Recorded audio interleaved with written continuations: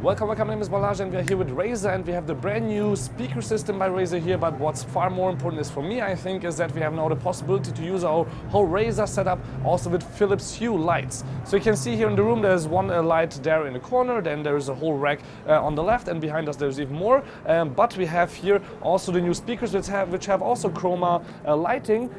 For example, here the Nommo with chroma, that's called Nommo Chroma, but it's also available without the lighting for 99 bucks. With the light it's 149 bucks, and then we have here the premium speaker which has even better sound, a full metal body, even better chroma light for 499, but obviously that's a 2.1 system, the Pro version, the Nommo Pro.